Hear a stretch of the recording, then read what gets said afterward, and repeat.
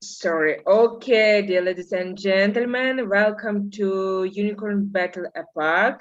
My name is Zelena Evtushenko. I'm head of Unicorn Battle Asia. And also, let me introduce my beautiful colleague, Anna Fedorova, and I CEO of Unicorn.Events. Anna, welcome, and stage is yours.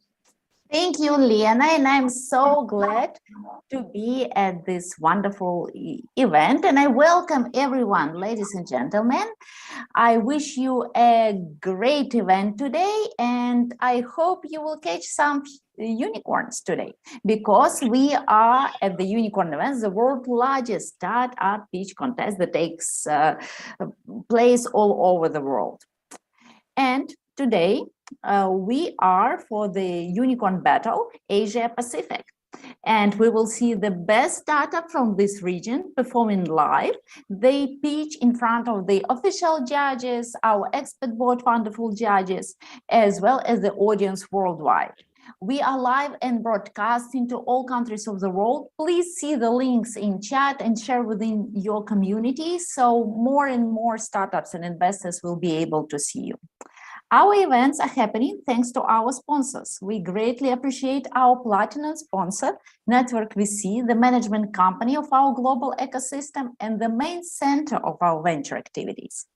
Our golden sponsor, Silicon Valley Syndicate Club.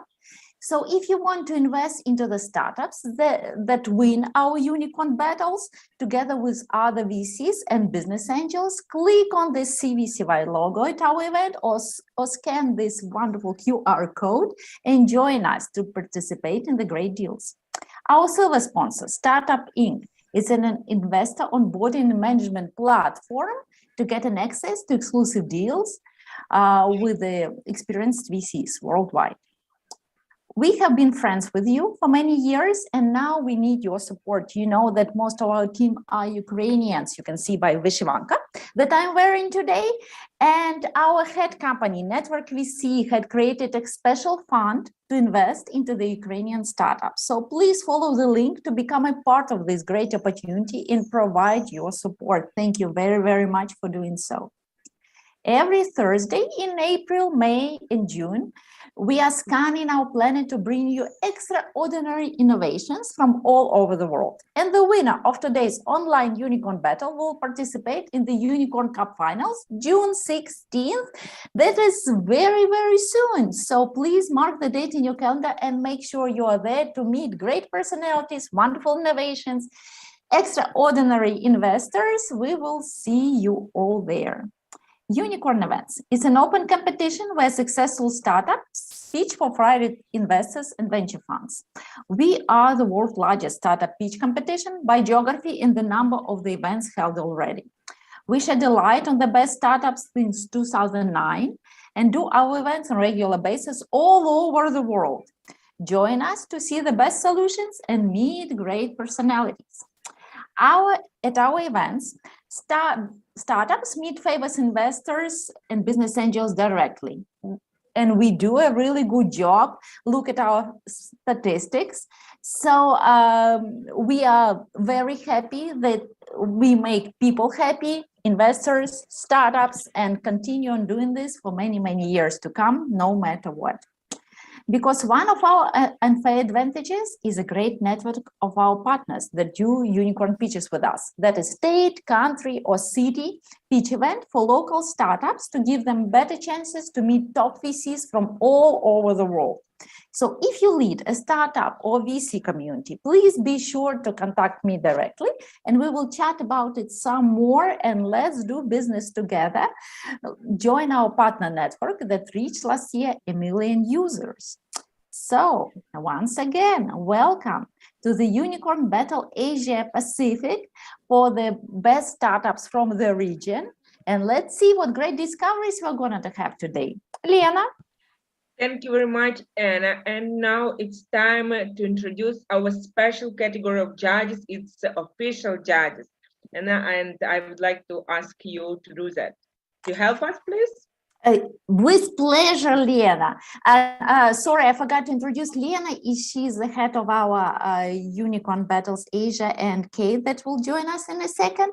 Our event manager for the region. You know those girls, you have been in talks with them for many years already, and they're doing a great job discovering startups that have a potential to become unicorn in this specific region. So Kate, can you come up and tell us a little bit about partners? Sure. Nice to meet you all, guys. And it's my pleasure to express our gratitude to all partners of today's event. You can see all of them at the current slide and also at the landing page.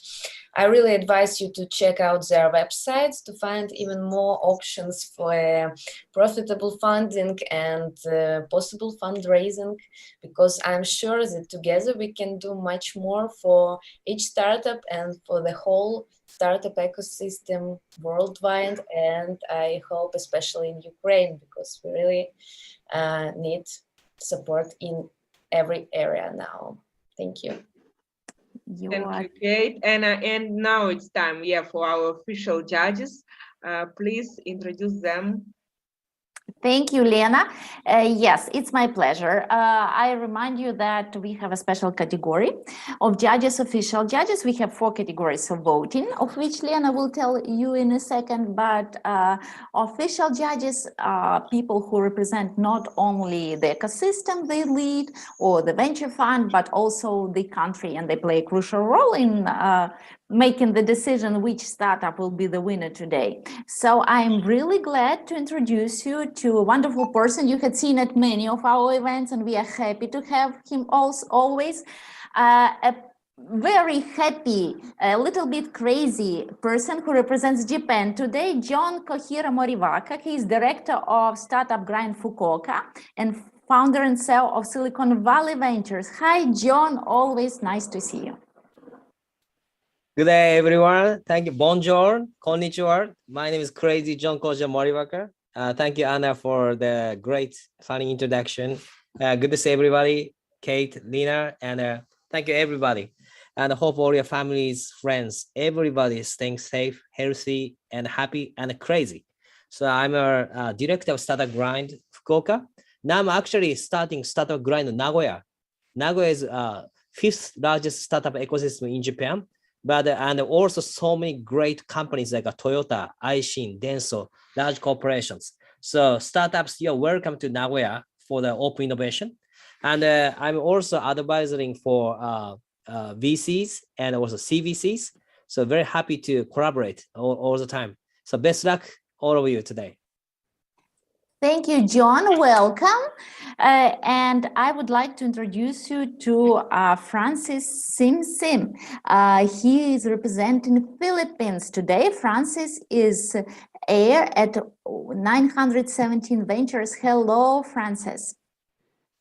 Good evening, guys. I'm here at Manila. I'm Francis. I'm an entrepreneur in residence at 917 Ventures. We're the corporate venture builder of Globe Telecoms, the largest telecoms here in the Philippines with 80 million subscribers. We're part of the Ayala conglomerate here in the Philippines and the Singtel group of telecoms companies.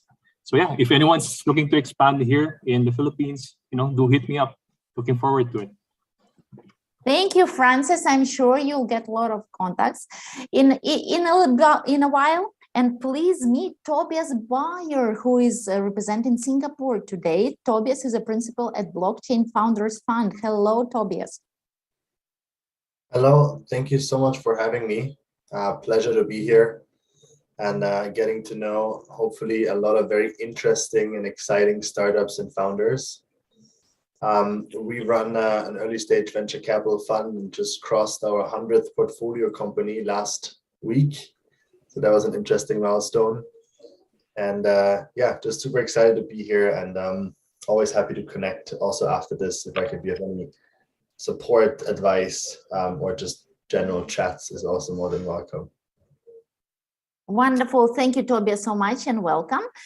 Please welcome an important person, Hempal Shrestha. He is representing Nepal today.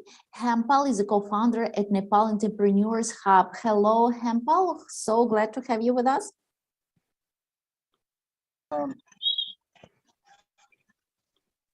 Hello.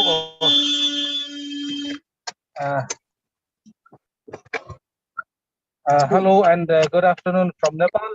It's so nice to be joining here, and my best wishes to all the teams here. And welcome to Nepal for any startup that you want to initiate in a very lovely country, a country full of tourism and beauty, beautiful nature. Thank you.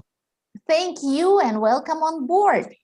And Lena, tell us about the category of judges, please. Yeah. Thank you, Anna. Thank you, guys. So before we'll start the pitch competition, please greet our honored judges who volunteered the valuable time to our event today. Dear judges, please introduce yourselves and funds you represent shortly for 1 minute, pointing out the industry, check size, state, and geographical location of startups you invest in. So who would like to be the first one? Please raise your hand. Yes, please. Who would like to represent yourself? Margozata. Sorry. Yeah, I have it in Polish, but I live and work in United Arab Emirates. Nice to meet you all. I represent Flat 6 Labs. I'm responsible for investments in Flat 6 Labs in Abu Dhabi. We have a global mandate. That's one of the reasons why I'm here. We invest in 20 startups a year. The ticket between 150 to 250K US dollars. So very, very early. And we are basically looking for startups with a strong product market fit for the UAE market. So if any of you is thinking about expanding to United Arab Emirates, please reach out. Thank you very much and welcome. And ladies first, Shan Lee. Hi everyone, I'm Shanli from Scale Up Malaysia. We're actually an accelerator based in Malaysia. We started in 2019, and in the last 2 years, we've actually invested in 30 companies. We originally started looking at just companies from Malaysia, but this year we're looking also to invest in companies outside of Malaysia, predominantly based in Southeast Asia. So if you are a startup or a scale up in this part of the area, please contact me. Thank you very much and welcome on board. So, Ali. Hi everyone, my name is Ali. It's a pleasure to be here. I represent Reflex Capital, which is a micro VC fund based in India. We focus on technology as a horizontal, and by verticals we are agnostic, which means we can look at all sectors starting from financial services to education to healthcare and so on. Our check sizes are $100,000 to $200,000 at the lower end, which by definition is angel seed, right up to $1 million, $1.5 million at the upper end. By definition is pre-series A. And we've invested in about 25 odd startups till now. And in terms of dollars deployed, about 10 million or so have got deployed. The idea is to look at India-centric businesses. But that said, we are open to look at global opportunities as well, where the target markets are not just India, but Asia and maybe some of the developed markets too. Thank you. Thank you very much, Ali, and welcome. So, Mr. Naka. Hi. Hey. This is Naka from Japan. It's soon PM. I have to skip my dinner this time. It's great to see you all again. I'm a social entrepreneur bridging the gap between Japanese corporates with the startup ecosystem in, especially in Israel and rest of the world. And also we invest in startups around the world, and as well as helping several VCs with deal sourcing, especially in the area of climate tech, clean tech, food tech, agri-tech. So it's great to see you all again. Let's Thank you enjoy. very much and welcome on board. So, Mr. Warley. Yes, please. Yes, hi everybody. Can you hear me? Yeah, sure. Great. My name is David Bashir. I'm the managing partner of Untitled Ventures. Untitled Ventures is a pre-seed venture studio fund and a fund with a target geography of Middle East and APAC. We invest like between $100,000 to $200,000 in early stage in industries like supply chain, logistics, mobility, basically industry 4 and Web3 ventures. Wishing good luck for everybody today and looking forward to see those amazing startups. Thank you very much and welcome on board. So guys, anybody else? So Haolu. Hi everyone. So my name is Haolu. I'm representing Big ID Venture. So Big ID Venture is a very niche alternative protein accelerator and venture. Our ticket size is for the accelerator is 200,000 USD, and we do also VC direct investment as well. Yeah, looking forward to the pitch today. Thank you very much and welcome, guys. Who would like to be the next one? Just raise your hand. Yes, please. Radhesh. Hey, hi everybody. My name is Radhesh and I'm basically a managing partner of Suvan Ventures. Suvan Ventures is basically investing in B2B tech product companies between India and US corridor. And my previous fund was Arca Venture Labs, where we invested again in the same sector, where we made 27 investments, got 4 exits, and 9 companies that got their subsequent up rounds. So yeah, that's a quick introduction about myself. Thank you very much and welcome. Next one, please. Yes, please, guys. Lena, I can go. Yeah, sure, Lisa. Hi. Nice to meet everybody. Good morning, good evening, and good afternoon. I'm Lisa Salude. I'm the general partner of R3I Capital, calling in today from sunny Luxembourg, but I am a good Australian, such my beautiful flag flying high behind me. R3I Capital is a deep tech cross-border venture capital fund with a House of Deep Tech and House of MedTech soft landing accelerator pad in Singapore and Luxembourg. And we scale our exits into Silicon Valley and Texas. Great to be with you here today, and I wish the founders the best of luck. Thank you. Thank you very much, Lisa. Great to have you with us today. So guys, anybody else? Okay, so I think we can continue. And before we will start the hottest part of our event today, let me explain you how we will vote today. So guys, now every participant of our event is able to play a great role in the destiny of the startups that are pitching today. So we have 4 categories of votes, and every category's votes will be counted separately. So, but the ultimate winner will be only one. To vote, please make sure that you are on the event page currently. Log in under your profile and see the numbers beneath startups. So 1 is the lowest score and 5 is the highest. Should you need any help, please refer to the support team in the chat right here in Zoom. So that's all from my side at this moment. And Kate, so could you explain how our startups will pitch today? And let's start. Yes, the rules is the same. Each startup will have 3 minutes for pitch, 3 minutes for Q&A, and we advise not to mention any fundraising out loud, because you know that we are streaming worldwide and some countries may have restrictions in this regard. But if you want, you can text it on chat or privately to each judge who asks you about the fundraising numbers. So let's not waste time and please meet startup number 1, Gigalogy from Japan. correct my pronunciation if I'm mistaken. Thank you. Yes, I think you're on the spot. Yeah. Great. Share your screen and let's start, and good luck. Okay, thank you. Please let me know if you can see my screen. Yeah, go ahead. All right then. Hi everyone, I am Musliuddin, and today I will be presenting Gigalogy AI platform.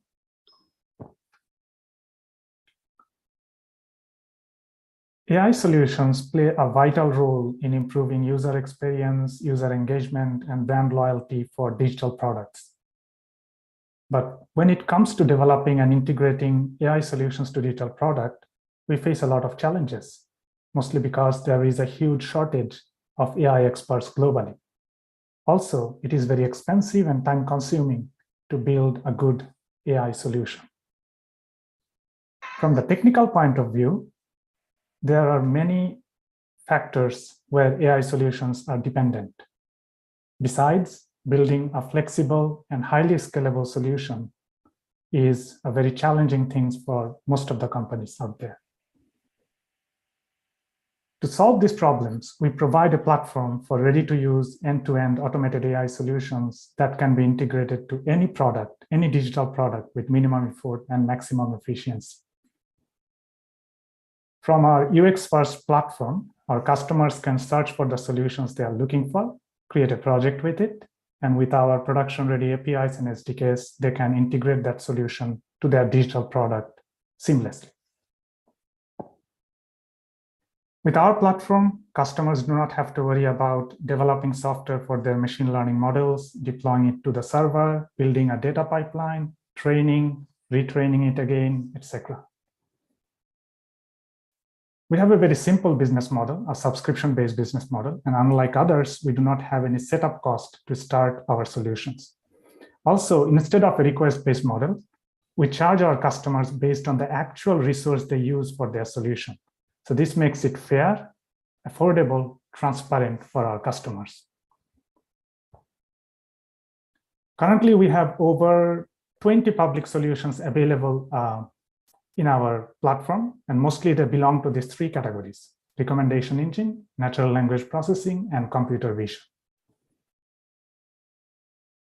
We are currently supporting few customers, and one of them is we are helping a travel-based application with our personalized search engine, where we generate personalized travel experience for the end users.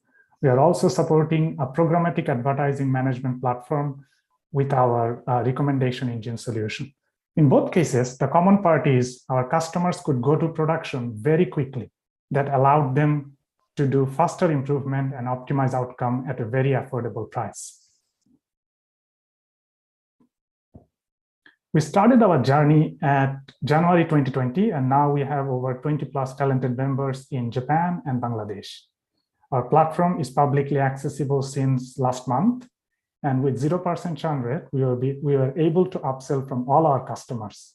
In terms of revenue, we grew 100% last year and expecting 150% growth this year.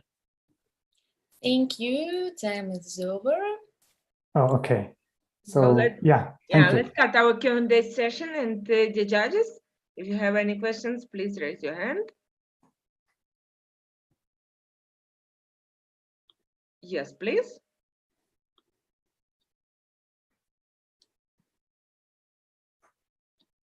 Okay, Lionel. Okay, so I'm Lionel from Social Collider, one of the largest impact aggregators. So my question to you is, you mentioned about AI. So what kind of AI does your company do, and who are your competitors? And what's so special? What's so special about your product compared to your competitors? Right. So and the benefits of your products. Right. So currently we have solutions on mainly three different categories: recommendation engine, natural language processing, and computer vision. And our solutions are focused for digital products. So let's say if you have, let's say, an e-commerce website or a travel-based website, or let's say a marketing-focused application, mostly a digital application, then it will be our platform is suitable for your product, right? And coming to the second question you asked, with our competitors, our key value proposition would be, first one is you can start very quickly with our platform because our solutions are fully managed and they can be integrated with just a few lines of code. So you can start very quickly at an affordable price. And also, compared to our customers, where most of the AI ops companies or ML ops companies, they focus on the automated pipeline part. They also focus on improving the overall process. But when you look at overall life cycle of the AI solution, none of them actually cover the whole picture. Building a model, building a software for it, deploying to the server, and then continuously getting new data, retrain your model automatically. So we just created a seamless functionality there, automated infrastructure there that helps us to achieve that. Does it answer your question? Yes, thanks a lot. Thank you. Thank you very much. Any other questions, guys? Ali? Hi, thanks for the presentation. Quick question. Wanted to understand whether your model helps in companies saving their infrastructure costs in terms of either a physical server or on the cloud. Yes, that is very true. Because unlike others, we do not charge our customers from request-based model. Like in many cases, if you send this many requests, even the big cloud providers, they do the same. But we take a look at it an angle that if they were building it, how would they build their infrastructure, right? You would probably decide your infrastructure with the number of instances, number of servers. So that's how we build our entire platform, so that your infrastructure fee would be as if you were building it by yourself. But in this case, we are doing it for you. So it will be very, very effective for them. So from an ROI perspective, there would be two counts. One would be, the ease of getting there in terms of the time saved and therefore the efforts. And second, I guess, would be the infrastructure cost. Is that correct? Yes, I think you summed it up very nicely. Thank you. Okay, yes. Thanks. All the best. Thank you very much. Naka? Yeah, let me confirm. You might have said already. Which countries are you focusing on right now? And tell me a little bit about your roadmaps for next 1 year. Right. So currently, all our customers are based in Japan. Mm-hmm.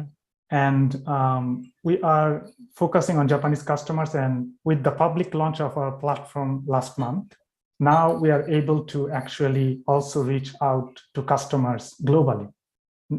No longer we are blocked inside Japan. And in terms of roadmap, I think the key two challenges we have now in terms of growth, the number one is how fast can we reach to potential customer who feels that they need a solution like what we have, the first one. And the second one is how fast can we increase the number of solutions in our platforms. As I was saying, we actually have over 20 solutions, 20 public solutions available in the platform, right? So in order to achieve that, we are going to introduce a developer program in Q3 this year, where machine learning engineers or data scientists from all over the world can use our automated infrastructure and build solution on top of it and actually make it public for everyone. And then they can actually gain a revenue share from that. So we are planning to solve it that way. So this is one of the key milestones we have currently in the roadmap. Thank you. Let's continue on chat and switch to the next startup. Thank you very much for a great pitch.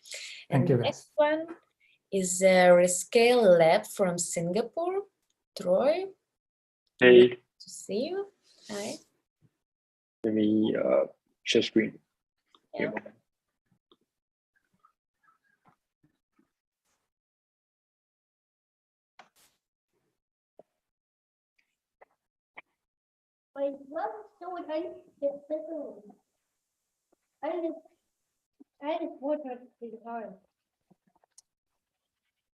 All right.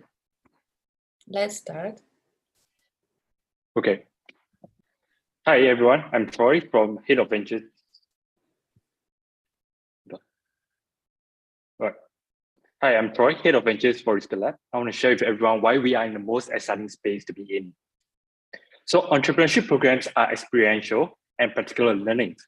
These are extremely impactful to prepare students for the real world. However, 2 out of 3 schools can cope operationally. It simply becomes extremely costly as they try to scale. As a consequence, there's a 73% drop in learning accountability. We built a learning experience platform for educators to better tackle these challenges. Our clients are able to deliver high-touch learning experience at scale and manage operations efficiently and drive accountability across all stakeholders. Meet Gus is a lead instructor in various universities for experiential and high-touch operationally entrepreneurship courses. The type of programs that he runs are extremely hard to scale and very messy to manage, and involves many mentors and students. And we help Gus by centralizing operations in Risker Lab. Today, we are able to operate 8 parallel programs at the same time, managed by just 2 operational staff, and we cut down his operational costs by more than 3 times. In Risker Lab, Gus can lay out a detailed curriculum and set deadlines for the deliverables that needs to be submitted by the students. The students are then to provide diligent updates on their assignments and receive documented feedback from advisors, mentors, and facilitators. All of these centralized in one single place. And at the university level, we're able to track the progress in real time. The instructors are able to fix any learning gaps along the way, and all of this without significantly increasing the manpower or high operational costs. In the past 3 years, we have supported higher learning institutions to run over 25 entrepreneurship programs, impacted more than 1,250 participants, and generated over 450 innovative projects. Our business model is simple. We work directly with the schools and price at 99 per user per month. We bootstrapped over the past 4 years and delivered 3 times growth. This year, we are poised to hit just below $1 million in revenue. We started with entrepreneurship programs at universities, and this is a bigger market that we are aiming at, which is the fast-growing experiential learning programs of $2 billion. We are uniquely positioned to deliver experiential learning and continuous performance evaluation in the education sector for complex programs such as entrepreneurship and innovation. Our founder has an MBA and degree in computer science, a private banker for 11 years.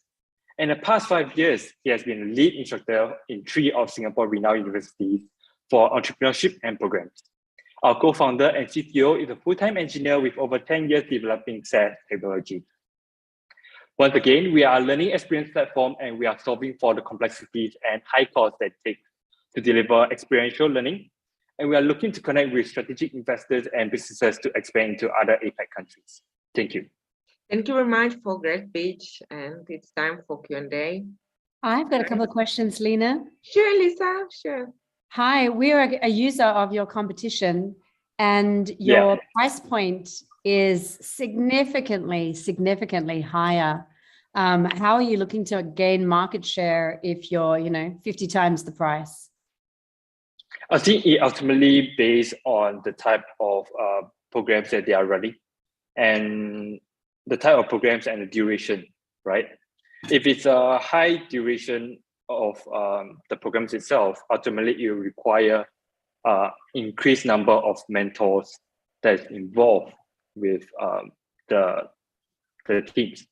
And for universities, per cohort is about 150 to 200 students. So I'm a professor at SMU as well, and also teach at 4 other academic institutions on the planet. Just to give you some benchmarking, platforms like Turnitin went for $2 US per user. You're at $99 per user. And most accelerator programs, academic included, don't turn over a profit, right? I wonder how you're looking to be sustainable with that price point moving forward. Okay, so we are offering slightly more features which I can talk to you afterwards, that we are offering at just at 99 per user per month. Thanks. I think you may run into some challenges on the scale part. Happy to give you our feedback if it's helpful. Thank you very much. Thank you, Lisa. Guys, any other questions? Just raise your hand. Yes, please.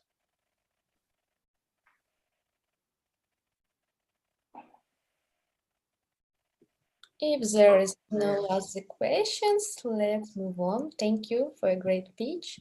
Next one is startup number 3, Diversely.io. Helen, nice to see you. Hello guys, nice to be with you. Let me know when my time starts.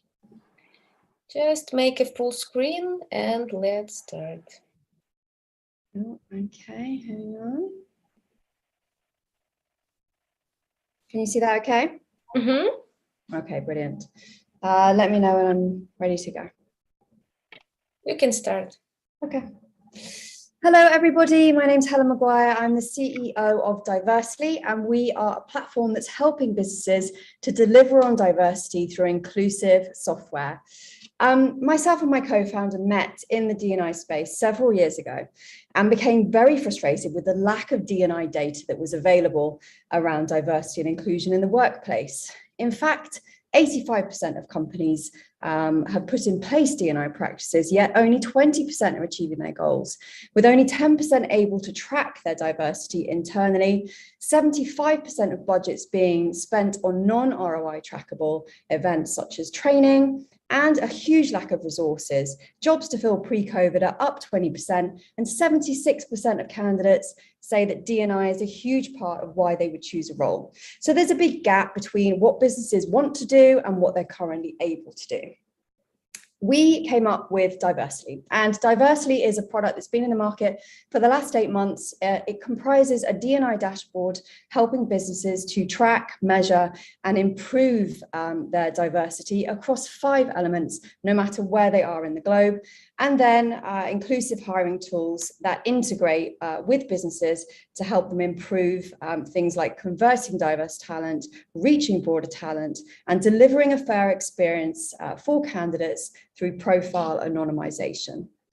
We're a B2B SaaS platform, so we operate on subscription starting at around $15,000 a year and based on numbers of user licenses, numbers of jobs, and whether we're integrated with businesses. We have integrations with multiple ATSs and platforms like Bullhorn and JobAdder, for example. And we're not doing too badly. We are looking at the multi-billion-dollar D&I market, which is set to be worth over $15 billion by 2026, aiming to capture an 8% stake in that market over the next 10 years. And right now, we've built an extensive qualified pipeline of $3 million ARR. We've already onboarded 12 clients, including clients like Cisco, Visa, KP Snacks, and McCann Group over the last 6 to 8 months.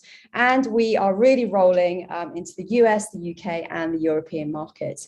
And our clients are really appreciating everything that we're doing. So you can see cost and time effectiveness comes up. The fact that we are completely data and legally compliant, no matter where you are on the globe, is super helpful for our clients. We're helping them win new business, create diverse shortlists, and of course, attract diverse talent to their pipelines in order to improve workplace diversity. We are built for this task.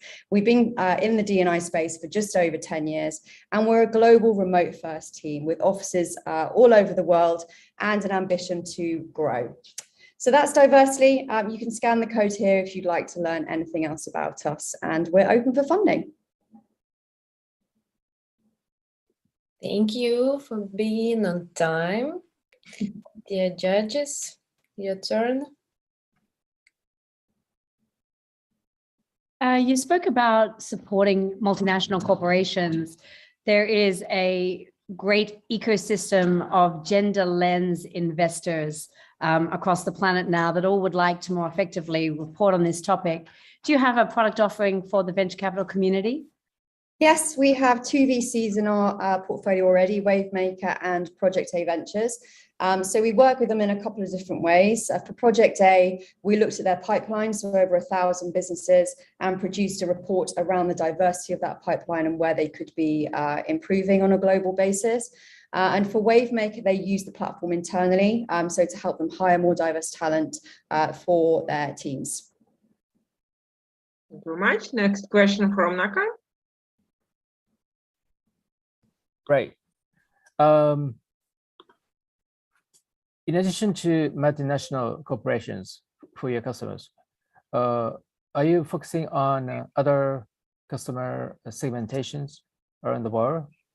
Yes, absolutely. So multinationals do make up a part of our customer base, certainly. So to give you an overview, we target tech, finance, consumer-facing, recruitment, and the RPO space. We operate from usually around 500 employees upwards, and usually businesses that operate at least regionally. And we're very focused on those types of businesses that have a D&I lead or head already internally. So those that are quite forward thinking around D&I and that are looking across more than just gender. We track across 5 elements, including things like sexual orientation and disability. So really we're for those forward thinking businesses that are looking across those segments as well. Well, that's encouraging. That's great. Thank you. Very much. Thank you. Any other questions, guys? Walid. Great presentation so far. I've got one comment. If you could keep the logo in every slide, that would be a bit of brand, real estate that you could utilize. My question is, like, since you're dealing with a very, critical data in terms of privacy, what sort of measures are you considering in order to protect this, and what sort of friction this might have with different jurisdictions? Great presentation. Wish you good luck. Thank you so much. We have a data and legal compliance team internally. So we are fully data and legal compliant no matter where you are on the planet from a business perspective. And to prove that, we've just passed both Allegis, Visa and Cisco's third-party risk management processes and legal processes. So we have extremely stringent protocols in place, which you can read on our website, or of course, feel free to ask me any specific questions around that. And we are benchmarked globally as well, which means that any of the data that we pass to clients is relevant for their specific geography, as well as being completely data compliant for that. We are a data processor. We don't hold data specifically on candidates or on businesses. So it's simply there reflected in the dashboards of businesses and collected legally and compliantly on their behalf. Thank you. Time for presentation is over. Thank you very much, Helen. Thank you so much. Thanks for the opportunity. Good luck, everyone. Thank you. Next one is startup number 4, Gino, who is the winner of our local event, Unicorn Pitches China. Cindy, are you with us? Or someone else from your team? We don't hear you. Check maybe. Yes. Hello, everyone. Let me introduce Agino, a company focused on autonomous tractor applications. China has developed a lot on farming technologies over the last 2 decades. We can predict in next decade, more AI technology will be applied to change the pattern of agriculture. However, as rapid economic growth in China, there will be vast labor loss on farming work in following years. To solve this urgent national social problem, Agino focus on autonomous tractor development, armed with AI technologies to benefit farmers with less payment and more productivity. So let me introduce our core members. Jeffrey is an experienced hardware engineer with successful startup experience. Cindy, which is me, has more than 10 years experience in robotics field. Professor Lan is a top agriculture expert around the world. To show the status of autonomous tractor development, we list several typical startups and compare them with product function and funding status. We can conclude that first, according to applications listed, autonomous farming is more than a driving problem, but a farming problem. Second, there is demand and huge potential in autonomous tractor field. Compared to existing companies, Agnino target to develop full autonomous farming and provide better work than human beings. In Agnino, we not only solve navigation problem, but also agronomy problem. To be more perceptual, we prepare a demo.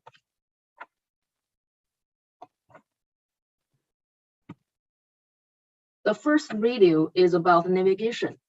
We have tested our algorithms on tractor provided by our strategic corporate company, Lovo, and the integrate control, planning, perception, localization algorithms to make it navigate autonomously in different scenarios.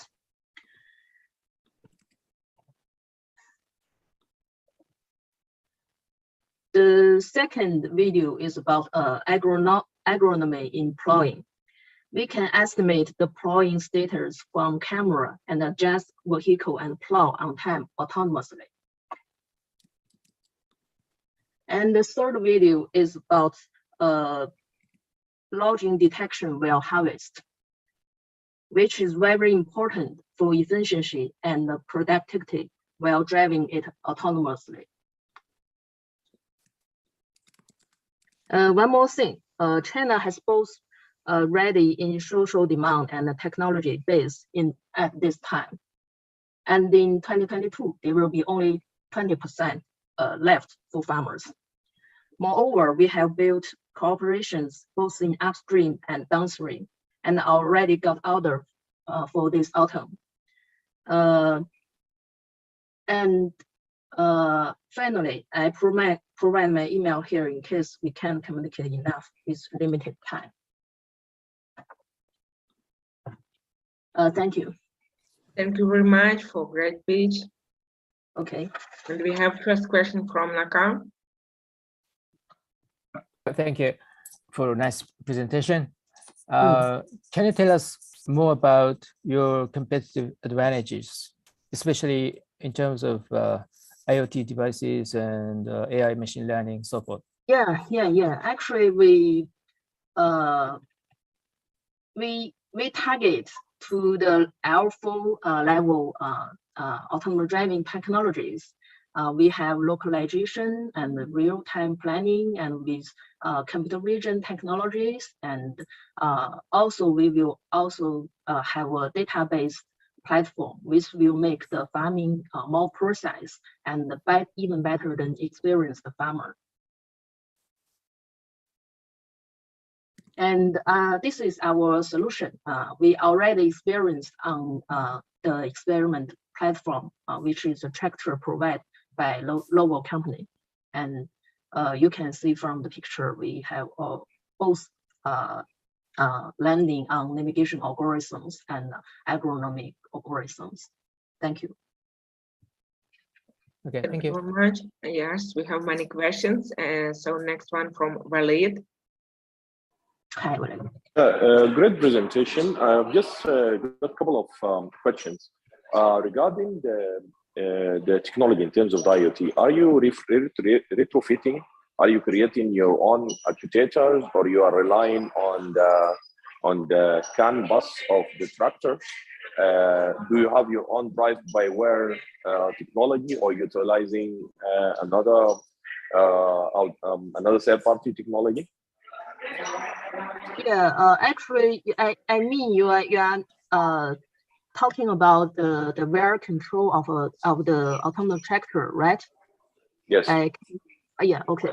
Actually, we use the base provided by the top tractor company, which named Lovo, and it's already in production, which is all wire controlled and also autonomous steered from manufacturing, and then we integrate our algorithms on the tractor, and we are strategic partner. Again, the competitive advantage as my fellow VC. What? Can you repeat it? Yeah. Again, I'm not getting it. Do you have an IP on developing like hardware, or you are using other vendor hardware? We also have some IPs on computer vision part, which we develop our own cameras and also the other sensors related to that. But the core is that we have very advanced AI algorithms and software. Yeah. Yeah, I don't know if you get my question. AI is fine. In order for those ADAS cameras to integrate and to move this structure, there's something called drive-by-wire. This you need to get those signs digitally and impose them into the tractor to move. Is this your technology, or this is something you're getting from abroad or from separate? Yeah, the canvas lessons is both shared with local company, the tractor company, and our company. Okay, thank you. Thank you very much. Go around, your question, please. Hi, Cindy. Cindy, autonomous tractors have been introduced by John Deere and many other companies.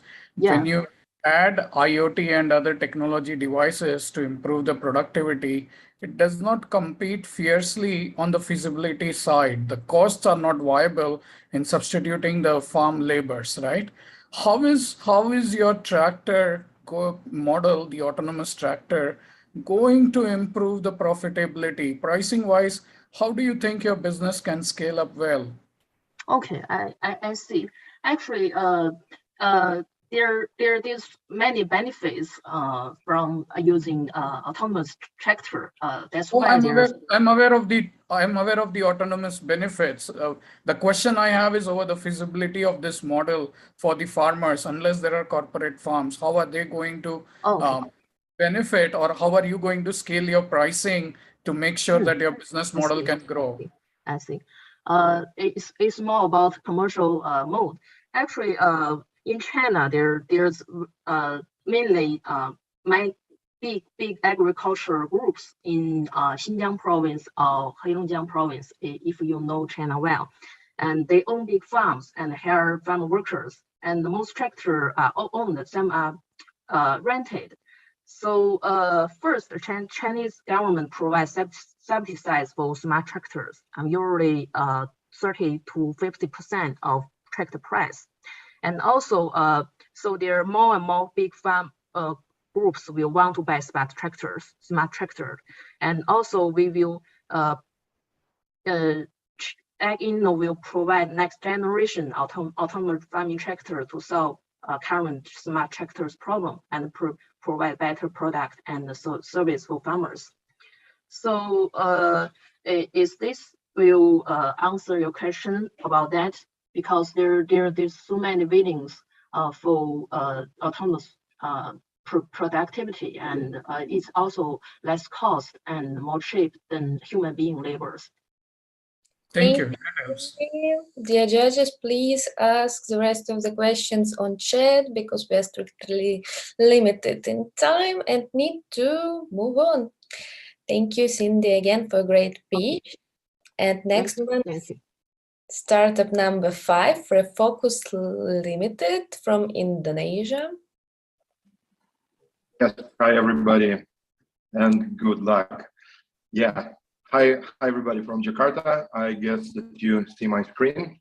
Okay, my name is Raman Kumar Vyas. It's my 4th business, so I'm glad to be a startupper once again.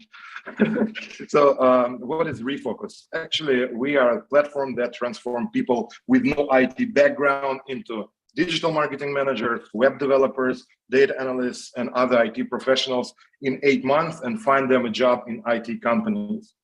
The essence of Refocus value proposition is quite simple. We help to increase people's monthly salary from $300 to $600 dollars per month to $1,000 per month and find them a job with good career prospects. So they stop surviving and start living.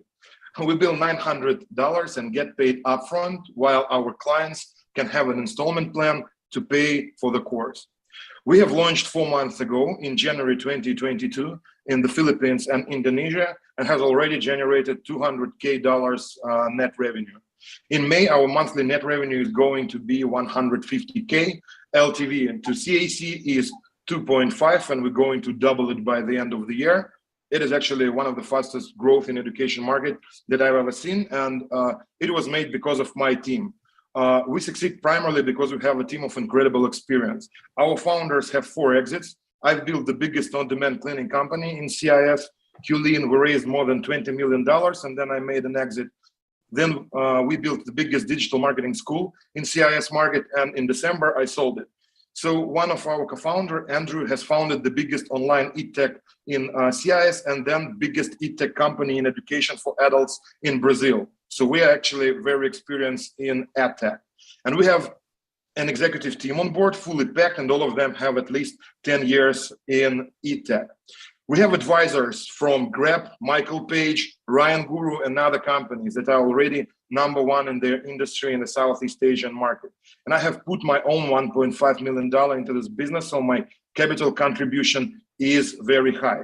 So why we decided to choose the Southeast Asia region? The reason is that market is huge and has great potential for developing. It's $20 billion in Indonesia and $4 billion in the Philippines. And imagine the fact that there are 600K new IT vacancies opened yearly only in Indonesia, and 50,000 people graduate from IT universities. So the gap between industry demand and supply is really huge. On each uploaded CV of IT specialist on Indeed.com or JobStreet, there are more than 12 open vacancies. So we did our own research and see that 84% of our target audience would like to switch their job and become an IT specialist in 2022. So actually Refocus is the bridge between these 2 mega trends, between people who would like to switch their job and become an IT specialist, and between the companies that are in need of new IT specialists. So our product is based on 3 things: real life cases with teachers from the top IT companies. My personal belief is that if we surround students with care, love, and support, we will differ from any type of educational experience they have on the market. And we have our own career center in which we help people to get the job. We have interactive tasks, homeworks, lots of feedback, and all our courses are up to date and made in accordance with the requirements of the biggest employers on the market. Thank you very much. And we have already had a question from Hempel and from Daniel. Hempel, go ahead. Okay. Thank you. Yeah. So interesting presentation and the introduction that in 8 months you just start getting earning. That's really fine, and you are focusing on the countries that is really booming in the IT sector. My question is, what exactly insights do you bring in the training or capacity enhancement process, which actually convert, as you say, a very beginner to an expert within 8 months, which is if this is scalable and if this is something that you have a very unique proposition. So would you like to share more on that? Yeah. Of course. So before building our course, we went to the biggest IT employers in the market, and we asked their HR managers and business managers what skill set do they require from our graduates to hire them. And based on that, we developed our course. So they told us this: for digital marketing manager, they need to be to get an advanced knowledge in Google Analytics and social media marketing and so on. Based on that, we built our path.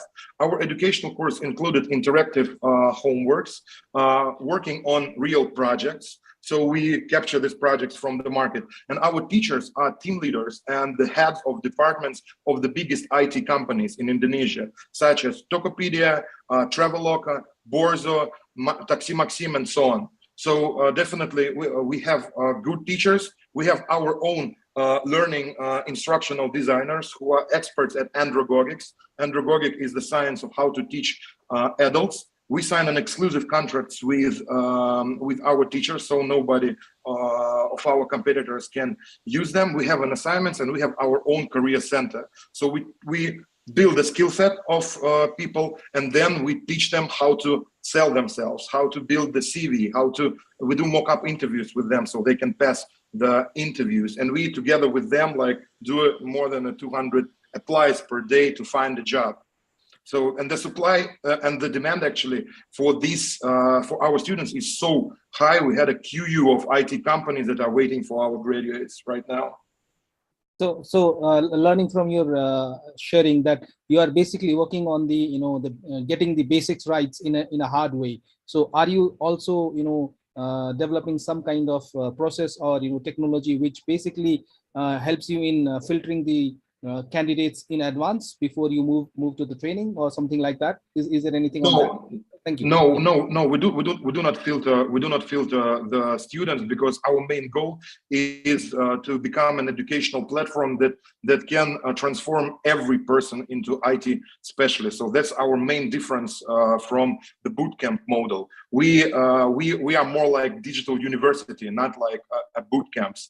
So we would like to transform every people who would like to switch into IT profession. So, and our audience is 30 times bigger than audience of boot camps.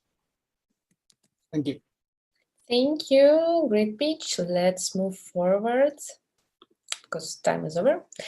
And now we have crossed the quarter of today's pitch session, but do not have a rest, because we have another 5 startups to go, and startup number 6 is the winner of the Unicorn Pitches Singapore. Okay, Kate, and before we will start next speech, let me remind to our judges and guests to vote, because it's very important. Yeah, thank you very much. So, Mr. Pershad from Umami Meats, are you with us? Yes, I am. Hello. Hi, Mommy. Hello, good evening. Let me share my slides here. Are you able to see the screen at full? Yeah, you can start. Great. I will go ahead and start then. So good evening, everyone. My name is Mihir Prashad. I'm CEO and founder of Umami Meats. And at Umami Meats, we're cultivating sustainable seafood. And we're producing seafood that's cultivated, not caught. The way that we are cultivating seafood is we start by taking a small sample from the fish of cells. We then isolate stem cells that will turn into muscle and fat. We then put those cells into a large fermenter, like a big beer fermenter, and grow a few million cells into many trillions of cells. We harvest those cells from the reactor. At this point, those are muscle and fat. And then we structure them into a variety of seafood products that we then work with restaurant partners and others in supply chain to bring to consumers. The promise of cultivated seafood is something that's healthier, safer, and more secure for countries and for people. It's seafood that's free from mercury, antibiotics, plastics, and everything else we've been dumping in the ocean for decades. Much lower carbon emissions potential, and the ability to reduce the amount of plastics that are ending up in the oceans and into our food system.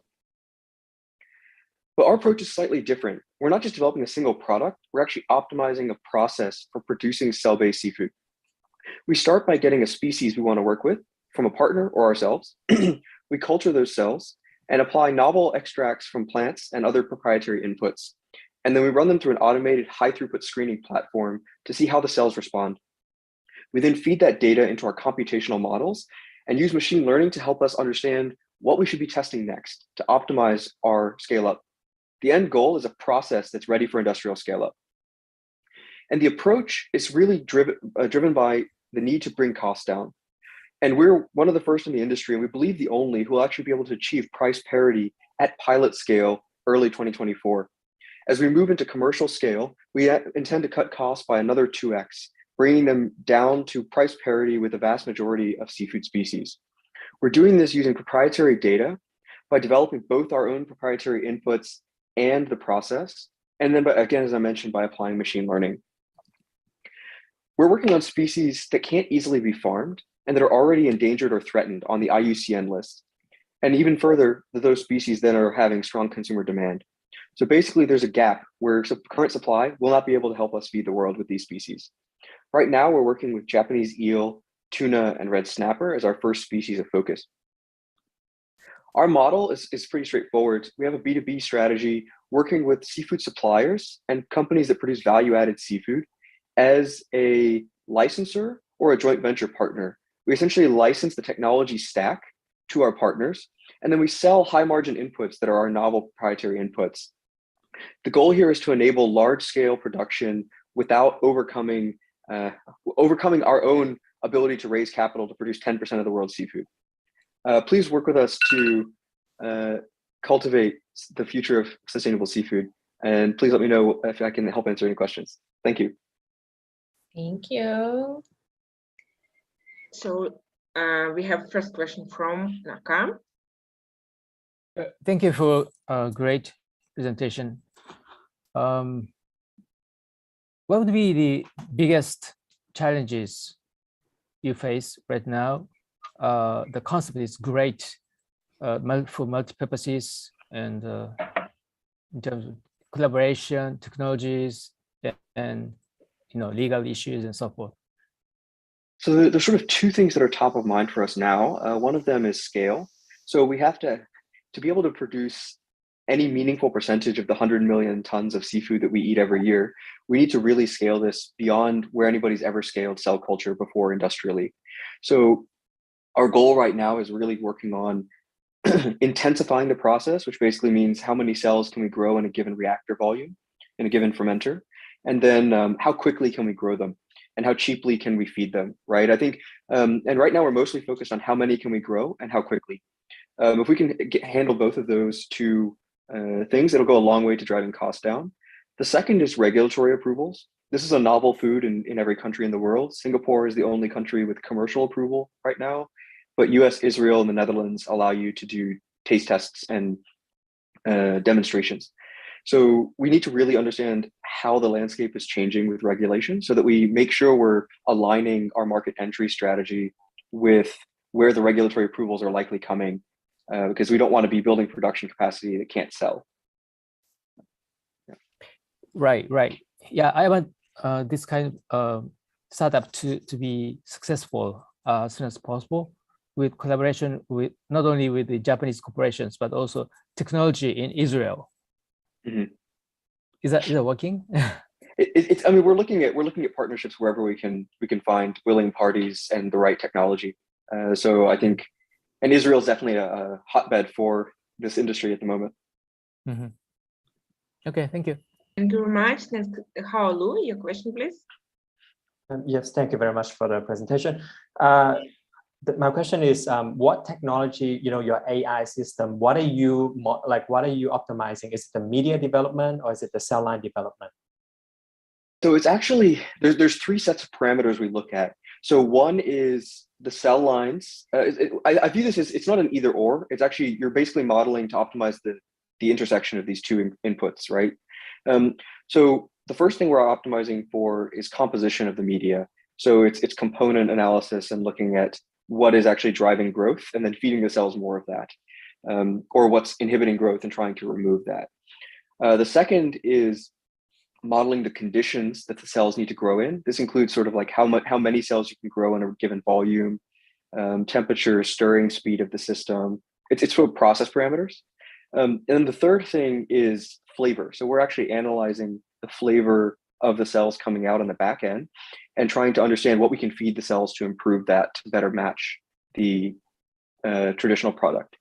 So in our case, these are separate algorithms, right? But we're trying to basically do some fusion here because at the end of the day, the inputs that get fed in are consistent, right? Both for flavor and for growth.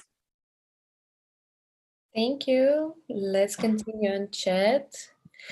Thank you for a great pitch. Next one is a startup number 7, who is the winner of the Unicorn Pitches Thailand. Abby by GoGo Tech.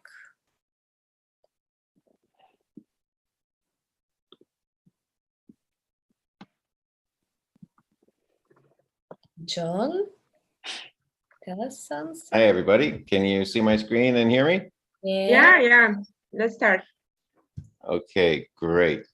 So, good morning, good evening, good afternoon.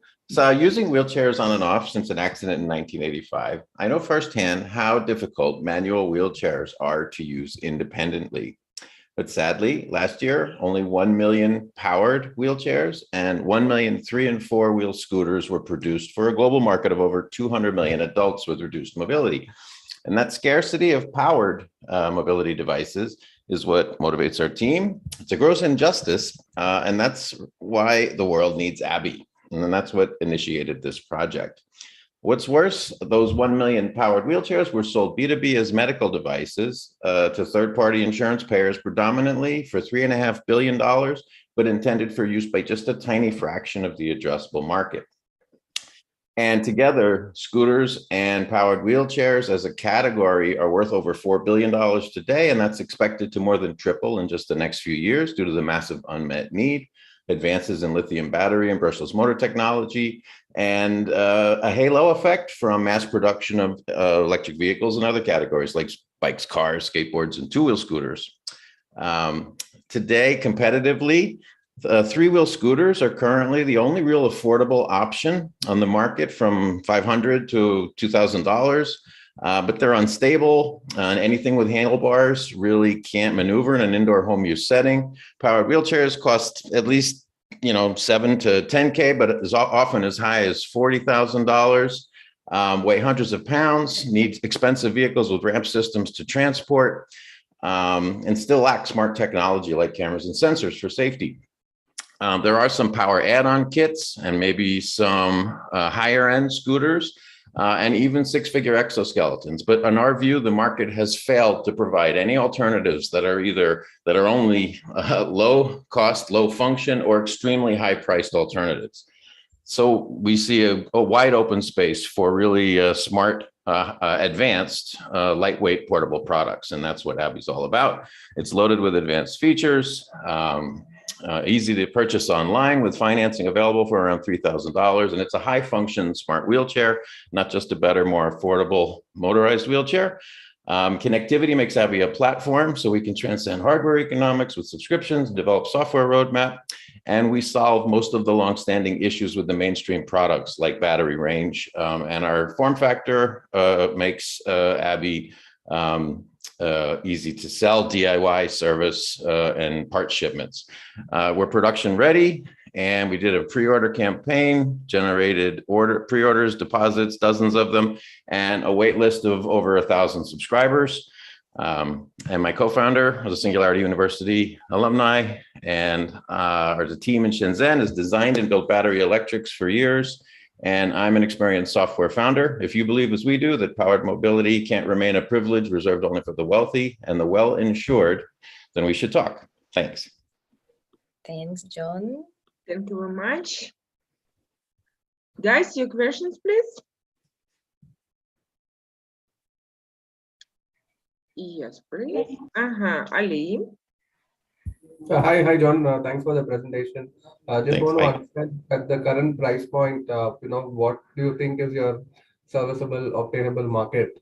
You did speak about a few other players and their price points and some of those models failing. So are there any lessons there, and how do we make this market attractive from a VC perspective? Yeah, so so Abby and only those power add-on kits can target the lower dependence users on the powered wheelchair market, lower physical dependence, basically the whole scooter market, and manual chairs, because Abby can be self-propelled and also has power assist, like pedal assist on a bike. So we see that we can address 40% of the projected $20 billion wheelchair market by 2026. Understood. And how will you kind of get your product out there in terms of your go-to-market strategies and so on? Yeah, so we just completed making the molds and the tooling, and we're raising working capital now for initial production. But we're going to just continue what we did in our pre-launch campaign, and that's digital, direct to consumer digital online sales. And then we'll have a central warehouse in the countries that we're launching in the US, then Australia, then rest of developed countries, and then the rest of the world over the next, let's say, 4 years. I hope I answered. Yes, you did. Thank you. All the best. Cheers. Great. Walid, go ahead. Are you unmuted? Question regarding getting in and out of the wheelchair. Yeah, so transferring, so getting some transferring. Yep, so electromechanical brakes, so it's a stationary platform and the armrests lift up and lock in an elevated position. And they also descend, so you can actually release, the armrest is where the battery is. You noticed it's a little chunky. It actually goes down for table clearance and up for patient transfer or user transfer. Okay, thank you. Thank you, John. Thanks, judges. Thanks, everybody. Thank you very much. So the judges and guests, one more special message for you. In order for your votes to be counted currently, please put marks to all startups. It's very important that you evaluate every startup pitch today. Thank you very much. And the startup number 8, the winner of the Unicorn Pitch is Malaysia, Logistic, if I'm not mistaken, will be the next.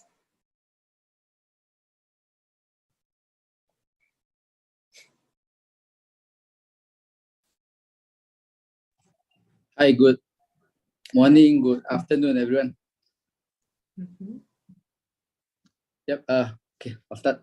So basically, logistics, contrary to ISM, is not a logistics solutions provider, but however, we help the logistics industry manage cross-border in a zero asset or asset-light model.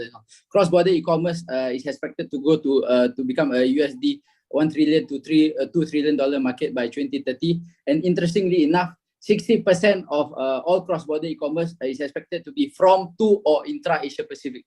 With that said, also this has resulted to some pressure on the logistics industry in terms of meeting the demand, in terms of cost pressure, and also developing the network. And more importantly, with regards to Asia, customs at times is very complicated. Therefore, the key challenges that we are addressing is time and resources, inefficiency, and the lack of transparency and understanding cross-border e-commerce accordingly. So with that said, also traditionally, e-commerce couriers such as Pigeon in Malaysia, when they want to expand their network overseas, they would do it in-house. They would send an operations manager to the land that they want, to the country they want to do shipment to, understand the rule of the land, negotiate contract with all the customs and also last mile partners accordingly, and then negotiate rates. After that, they will ask the technology department to pretty much do the integration. And most times, the technology department cannot do the integration or do not have the capacity to do the integration. This whole process takes usually 3 to 6 months just to integrate with one network partner. However, with logistics, pretty much Pigeon can just connect to us using through one unified API platform and connect to 90 over network partners in 12 different countries, from first mile to freight to customs and last mile accordingly. This has resulted to time saving,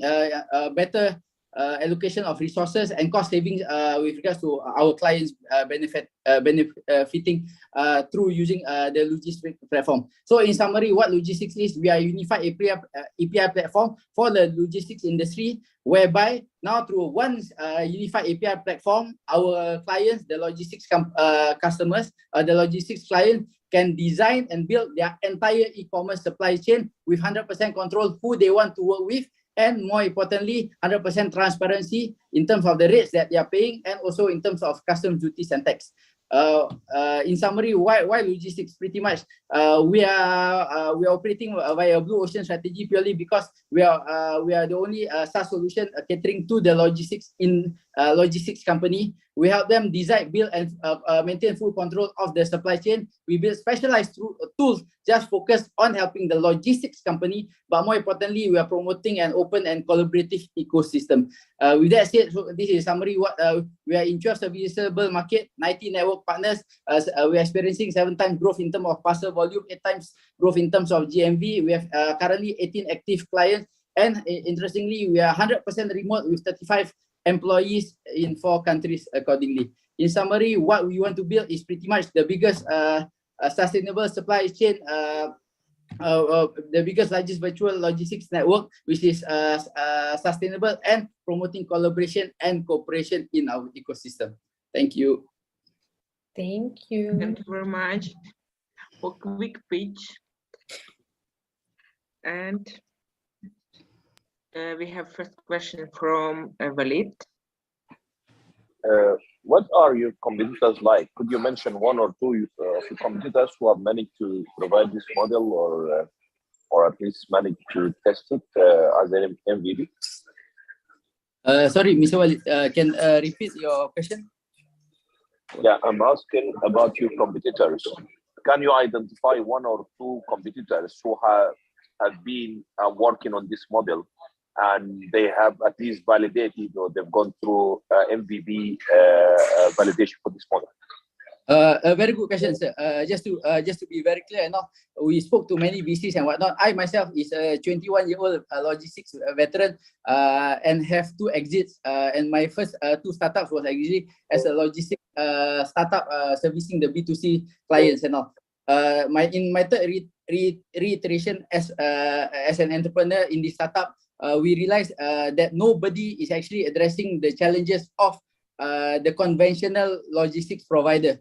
Everybody wants to entering the logistics space in the startup world, focus on shouting that Amazon is my customers, I'm shipping 10,000 parcels a day. However, we are focused on helping conventional and traditional logistics companies such as Bolloré, Schenker, DHL, who was focused on the B2B space, who invested money in the B2B ecosystem, but is not able to pretty much do B2C right now.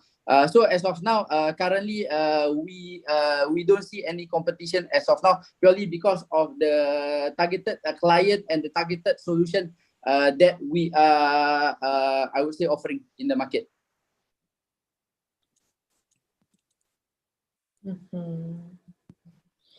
Thank you. And just to clarify with regards to the business model, interestingly enough, one of our biggest customer is Lion Parcel out from Indonesia. They started with us shipping from Indonesia. We enable them to do cross-border when they were previously using a DHL or an Aeromax. So now they're designing their entire cross-border ecosystem from freight to customs to last mile through our system. So they started with us shipping from Indonesia to Malaysia. Now we've grown with them shipping five lanes, which is Indonesia to Singapore, Indonesia to Australia, Indonesia to Hong Kong, Indonesia to Taiwan, including to Indonesia to Malaysia. So we see this multiplier effect immediately with all our clients accordingly. How much you're raising and what is your next milestone? Interestingly enough, I mean, based on what the organizer said, we cannot share how much we are raising and all, but we are in the process of raising, and our goal is pretty much to invest on the engineering team and the product so that we can maintain a lead with or first mover advantage in the market globally. You know, currently we are in 12 market, but we are adding China, Korea, Japan, the entire Europe, Middle East, and Latin America by the end of the year accordingly. Thank you, Daniel. Yeah, thank you for your pitch. I represent ArcCrowd, the largest venture capital investor in Israel. Had a question a bit more. I wanted you to expand a bit more on your current stage and metrics, because you showed us a slide with metrics and it was absolutely meaningless and useless, because saying that you have 8x parcel volume growth and 7x something else growth doesn't mean anything, because it could be from 1,000 to 10,000 in 10 years. Agree. So can you please explain a bit more? So because again, just to be very clear, we are shipping out on behalf of our client. Our clients use our platform to manage all their shipments accordingly. And without divulging every name, we have roughly close to 80,000 active transactions on a month.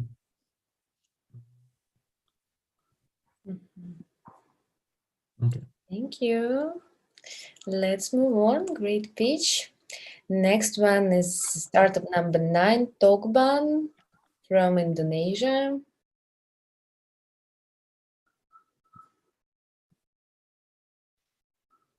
All right.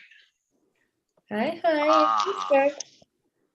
Hi, everyone. I'm Jordi, along with Tiffany here on the call, the co-founders of Tokban, Indonesia's B2B construction e-commerce platform connecting construction material suppliers with builders. We're excited to tell you that Tokban's 6 months GMV has reached $900,000. And now let's take a look at the important players in the construction industry. So the construction materials sector consists of long-tail product selection, where supplier challenges include maintaining inventory level, pricing at market value, and offering payment terms to customers. On the other side, buyers seek the cheapest one-stop shop that offers payment term. And there are close to 400,000 troubled buyers and suppliers who are comparing prices, checking inventory, and summarizing debts and receivables manually in Indonesia, where the market is unstructured, fragmented, and high friction. But not anymore. Tokban aggregates buyers' orders into a one-stop shop solution for materials, getting faster delivery, transparent product quality and pricing, access to selection, and key payment terms with suppliers. Over the last 5 years, the Indonesian construction materials market has grown to a $100 billion industry today. Successes in traditional B2B product distribution like FMCG's Gudang Ada and Ula, agriculture's Eden Farm and Tani Hub, and auto parts AutoClicks are proving that users are ready to buy online, with proven models that can be tailored to Indonesia. Tokban stands out by uniquely solving core problems in the supply chain by providing a one-stop shopping experience, B2B pay later, same-day delivery, and frequent price updates. Our business model is based on consolidating purchase buying power and offering payment terms to buyers and suppliers through organized lender partners. This enables Tokban to be cash flow positive and expand margins from the sales volume and cash payment discounts, giving us up to 6% margin from our GMV. Tokban's retention rate is 87.5%. We are 5 times better than the industry average delivery speed, product selection, and procurement and cash flow savings, and we will be 10 times better than what it is today. Myself and Tiffany have a combined 50 years of exposure in construction development and materials distribution, and our tech team is led by former CTO and tech lead with a combined 20 years of building products from scratch and scaling up DevOps with an exit to Australia's Afterpay. Our April GMV has reached over $200,000, and we're partnered with 100 suppliers to date and have 30 recurring buyers, growing 40x since our first month of operations. And we will grow 10x by the end of the year and sustainably reach an annualized GMV of 200 million in 2023 and 600 million in 2024 by supply chain expansion, partnership with principals, launching rewards and loyalty program, and high margin cross-sells. And so we look forward to partnering with you to continue Tokban's early success and creating another Indonesian unicorn in the next 5 years. Thank you for your time. And if you'd like to learn more about Tokban and how we are revolutionizing the construction materials market in Indonesia, please reach out to me. Thank you. Thank you very much for great speech. And it's time for Q&A.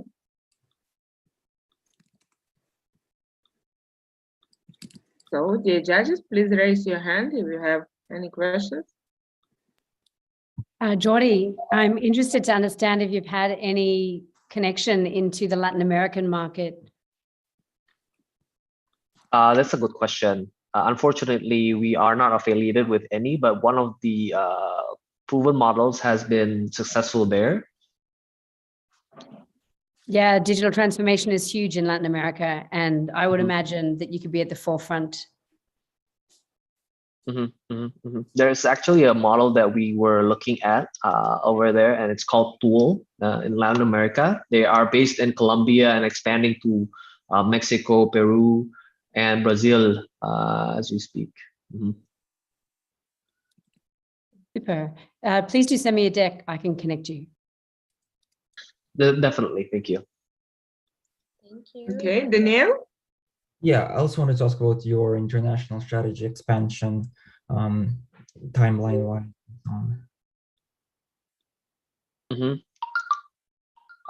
So right now, the Indonesian market itself is quite huge. And so in terms of like international expansion, we're actually looking at other Southeast Asian markets, which are fairly closer to us, which will come in about 2025 here this year.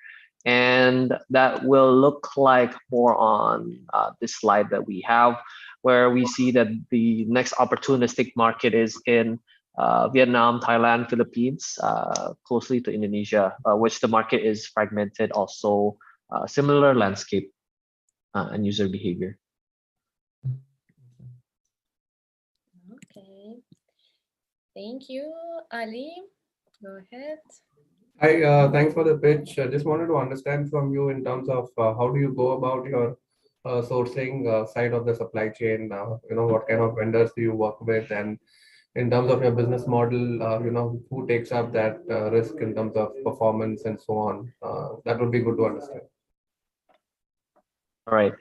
So for right now, the customers, so the suppliers on our end are the ones that have the items, the inventory that they carry. And so what we do is we aggregate the buyer's orders and help navigate through route planning and also order management for the suppliers.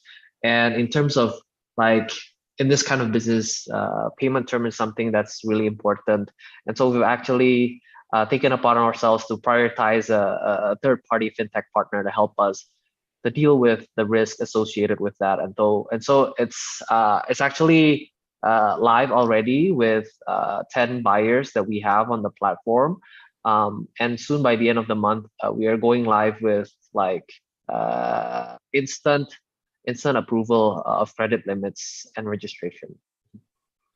Okay, so that is your bet on achieving scale, where the GMVs on your platform would over time kind of increase because there is ready access to credit. Is that what you're saying? Yes, that's one of the growth levers that we are taking advantage of. Okay, thanks. All the best.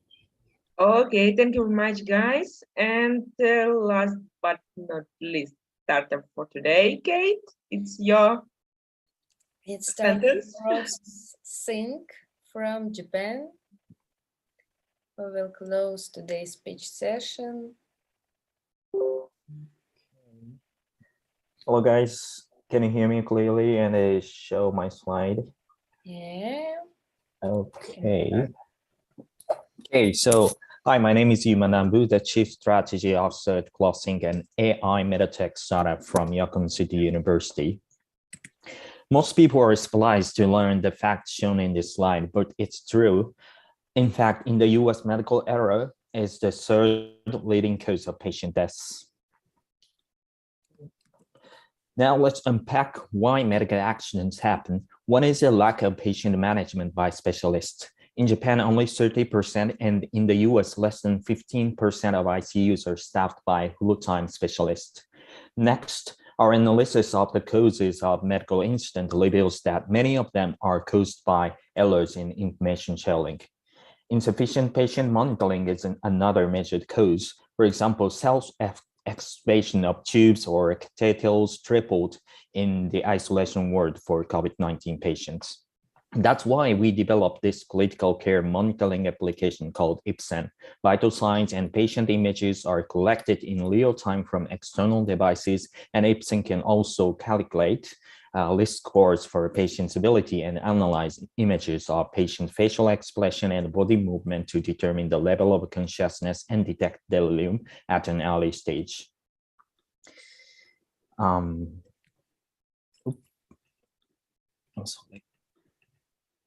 A primary advantage is the patented AI model for patient stability estimation. Some of our competitors deliver similar features to assess the stability by analyzing vitals, but we not only offer such features, but also successfully systemize the evaluation of the level of consciousness, delirium, and so forth through AI-based patient image analytics. The target market size could be at least $560 million even in the US alone. Obtaining a 15% share is our minimum goal for the next 8 years. The business model is a B2B business targeting acute care hospitals. Our product will be sold as a software license, and the unit price per hospital will be $100,000 per year for 20 ICU beds. We already have strong global distributing partners, as you can see in the left side below. We currently have 1 paid user and plan to install our product to another 4 hospitals in Japan and 2 in India and Taiwan over the next 2 years. In addition, we obtained $2 million in research fund to develop the image-based AI model. The executive team consists of a critical care specialist physician, AI and healthcare business experts, and a leading AI engineer in Japan. We are currently opening finance round and looking for ecosystem partners, especially for Taiwan and US markets. So if you're interested in our business, please drop me an email. Thank you so much for listening. Thank you. Dear judges. We are waiting for your questions. Okay, Ali. Yeah, thanks for the presentation. Just like to understand from your perspective, from the hospital's standpoint, who are your customers? How do they kind of add up to the benefits which they get from your offering vis-a-vis the costs in terms of return on investment? What are the tangible and intangible benefits on this? So one is the patient's outcome would be improved by using our product, and also the hospital managers can improve the revenue by improving the bed occupancy rate by using our EWS system. So that's the 2 points. Okay, and has that been manifested historically? I mean, have you looked at certain customers of yours, and have they come back saying that, hey, because of this, we have had certain incremental revenues coming in? Has that been clearly showcased as a case study? Yeah, we are currently have the one paid user in Japan, and they got a feedback of our product, but we just installed our system light in April, so we need to validate our system in detail for future expansion. Understood. Thank you. Thank you so much. Thank you. Thank you very much. Any other questions, guys? Yes, please. No questions. That means the end of pitching session, right, Liana? Yeah, absolutely. Wonderful. I love the startups. I hope judges did too. Dear judges, please finish your voting. You have approximately 1 minute to look up at your marks at all 10 startups. And I especially stress out that all 10 startups have to be voted for our algorithm to work out correctly and count in your votes. So please finish your voting, look up at your marks. You can change them if you want to. And in 40 seconds, I will be closing the votes, and then we will talk to our official judges to see what feedback they can give, who their favorites were and why. So startups, get your pen and pencil to write down all the essential that you will hear personally from the judges, and then we will reveal the votes. I remind you that we have 4 categories of voting. We will reveal the voting of guests, then goes business angels, then our expert board, and then goes official judges. And the winner of today's Unicorn Battle will be the winner who gets the most out of everyone. Just mathematics, just a simple sum of the voting results, and we will know it in just a second. Okay, I see that the time has run out, and the end of music means the end of voting. Let's see who will be the winner. Okay, I'm ready to see it.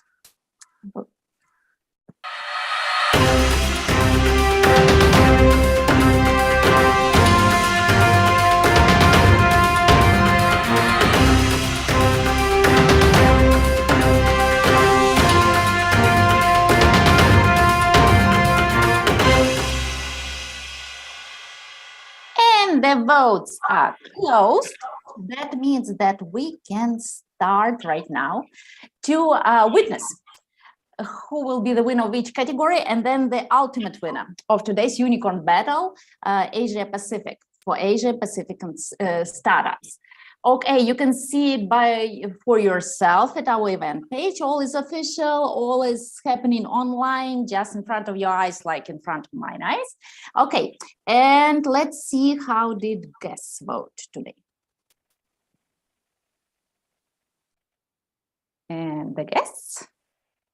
Aha, Very interesting. You have heard this really exciting pitch. Wonderful. Let's go to business angels. The business angels chose a little bit different startup being a winner. Okay, interesting. And the expert board made their choice as well. Our esteemed judges have selected. You see, the picture is changing constantly. That is getting more and more interesting. Before we will see how did official judges vote, let's talk to them. Let's start with Frances. Did you pick up anyone specific from your Philippines point of view? Did you like anyone specific? And if so, why? Frances, can you tell us, please? Sure. Well, my favorite was Tokban. I think the construction industry is quite interesting here in the Philippines, and it's really growing at this point as we build more infrastructure and buildings as well and housing. So I think that's one of the most interesting ones that I've seen. Wonderful. Thank you for your feedback. Let's hear the point of view from Tobias. Please tell us, how did Singapore vote today and why?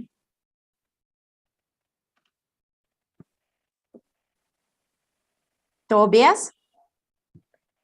I think Tobias left the meeting, unfortunately. Okay, sorry to hear that. Hempal, what about Nepal? Who were your favorites? I was very interested by the Umami meats, and it was interesting to see, although the challenges that he proposed seems very prominent, but again, the prospect that it put forward is really interesting. Yeah. Very good. Thank you very much. Noted. And Lisa, welcome. I didn't have time to introduce you because you logged in a little bit later, but Lisa is representing Australia today, the whole continent. This wonderful woman is holding on her shoulders the whole continent. Lisa is a general partner at R3I Capital. Hello, Lisa, to you personally. Thank you for your questions and feedbacks. Please tell us who is your favorite startup today, or maybe a couple of them. Yeah, I think I'm big on three of them. One is Tokban, just because of not only the ASEAN potential, but also the Latin American potential. LATAM is going through a huge digital transformation at this moment, and in particular in the construction ecosystem. So I think that one is got huge potential. I'm also a huge fan of Diversely as a gender lens investor sitting on VC accelerators with more than 100 diversity-focused VCs around the world. The more measurement that we can put in place, the more movement we will have on the inclusivity agenda. So really excited to see the maturity of the product and the traction that they're getting. And I think a collaboration with community business in Hong Kong could go a long way to taking them into about 140 multinational corporations across Southeast Asia. And then lastly, I love the autonomous tractor. I'm from Australia, as you know. I think 4 farmers equals the size of Singapore in terms of our farmland. And the next generation absolutely do not want to be farming. I sit on the board of a agri-tech VC firm in Australia called Mandalay Ventures. And I think that's one definitely for us to take a look at. So yeah, we welcome the opportunity to collaborate with our Chinese partners in Australia. Wonderful. Thank you, Lisa, so much for your feedback. And John, from a distant Japan, please summarize to all of us, who is your favorite today? Who did you vote for? Yeah, thank you so much, Anna, and for everybody for organizing great pitch. And thank you so much, all next unicorns, for your great pitches. My most favorite one is Refocus. Because of the education. Second was Abby, and because I'm in the medtech industry, and also cross sync. So it's hopefully all of you guys educate together and help and save lives together. So thank you. And other also next unicorns, the pitches are really great. Thank you so much. Thank you, John, so much. And I guess we are ready to see how did our official judges vote and who is the winner today. Okay, let's see how did official judges vote. As a group, you have heard how did they voted personally. And getting interesting. And I know there will be a surprise because I can see the backstage of our voting system. You do not, I hope. So let's see the winner of today's Unicorn Battle, or the winners are. Da-da-da-dum. Yes, we have 2 first places, Abby and Togban. Congratulations, that's your moment of glory. Congratulations, yes, great choice. Thank you everyone who voted. Speak up. Togban, go first, girls first. Hi, this is Tiffany from Tokpan. Thank you so much, guys. You guys are so amazing. I'm so surprised with this team judges. So far, we've been pitching to Singapore, Indonesia, and just having Tokpan being having feedbacks from all over the world. So amazing, so unreal. I have another. Thank you. Yes, Yep. You will be participating in Unicorn Cup finals, world finals. You'll be pitching for judges all over the world twice. It will be the whole day event, so get ready. June 16th, yes. Very excited. Thank you so much to my co-founder, Jordy. It's been an amazing journey. Thank you so much, everybody. Wonderful, very happy for you. Abby, any feedback? Any emotions? I guess they're saving it for the finals. Very wonderful. Okay, if anybody wants to speak up or comment, you can do it now. We have a couple more minutes to go. I would just like to invite everybody to our upcoming Unicorn Cup events. We have a pitch event in Arizona coming up on June 9. We have one in Australia coming up on the 31st. We have one in Texas coming up, and we have one in Luxembourg on the 21st of June. Please join us, judges. There is some incredible founders that we've curated from around the world on those particular unicorn pitches. And please join John for his inaugural unicorn pitch in Japan. I'm sure he would love the support. Thank you, Lisa. That's what I love about our partners. See, they're everywhere around the world. They're very proactive. They find the best startups there around the world. So that's what makes us strong. And that's what we can show our investors, our international investors, the best startups that there are in our ecosystems. Love you, Lisa. Love you, John. Love all our judges. Startups, thank you for great pitches. I'll see you at our next event. Next Thursday, we will have the Unicorn Battle. It will be the Unicorn Battle California for startups that are based and located there. So join us. It will be, sorry, John, on American time, of course, so very late for Japan, but I know that everyone will find time to log in, and I will see you all there. And don't miss Unicorn Pitches. Also, great events all over the world. See you all. Thank you for joining us. Thank you very much for being with us today. Thank you very much, guys. Bye-bye. Bye. Thank you. Thanks, everyone. Thank you. Bye-bye. Thank you. See you all. Guys, let's take one picture. Or everybody already leaving. All right, people stay, smile, stay hungry, stay crazy. All right, guys, smile, show me a big face. Smile. Hi, John. Join the Japanese competition 26th, everyone. Okay. We will be there. Thank See you. you. Bye-bye. Bye-bye. Thank you. Bye, Bye-bye. everyone.